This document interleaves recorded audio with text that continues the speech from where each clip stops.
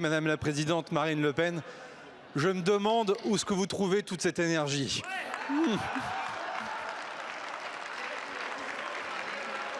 Monsieur le Premier ministre, vous le savez, je suis une ardente défenseur des traditions de notre pays et il en est une qui, depuis des siècles, façonne notre calendrier.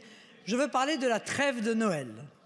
Nous le savons tous ici, le combat politique est rude, il est engageant, il est parfois éprouvant et pourtant, il est grand car il trouve son origine dans la défense du bien commun et le service de nos concitoyens. Alors, en cette quasi-veille de Noël, en ces jours qui portent un message de paix et d'amour, d'espérance et de vie, je propose une pause dans le combat politique et de faire vivre dans cet hémicycle cette belle tradition de la trêve de Noël.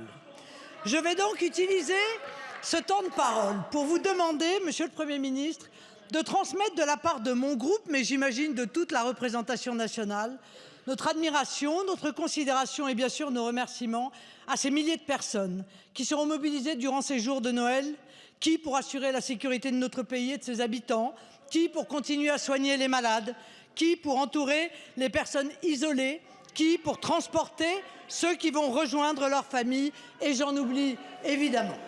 Monsieur le Premier ministre, Mesdames et Messieurs les ministres, chers collègues et chers collaborateurs de notre institution, je vous souhaite à tous un très joyeux Noël. Merci beaucoup, Madame la présidente de groupe. Madame la présidente de l'Assemblée nationale, Mesdames et Messieurs les députés, Madame la présidente Marine Le Pen, je me demande où est-ce que vous trouvez toute cette énergie.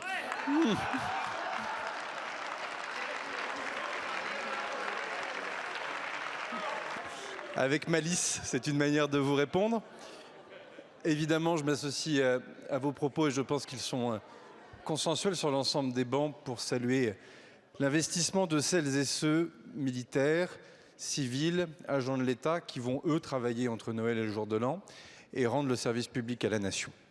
Et donc, il faut que cette trêve de Noël soit respectée. J'aurai l'occasion de m'exprimer et de m'adresser aux Français ce soir, mais que cette trêve de Noël nous permet peut-être aussi de réfléchir et d'entrer un tout petit peu en nous-mêmes et en se disant au fond que si elle pouvait se poursuivre jusqu'au mois de janvier et permettre d'avoir une ambiance favorable sur les travaux de l'Assemblée nationale, tels qu'ils pourront se dérouler dès le 5 janvier, première semaine de reprise de nos travaux, cela pourrait être une bonne manière de remercier celles et ceux qui auront travaillé entre Noël et le jour de l'an, car précisément ils ont besoin d'un budget pour fonctionner l'année prochaine. En tout cas, Madame la présidente Le Pen, joyeux Noël à vous.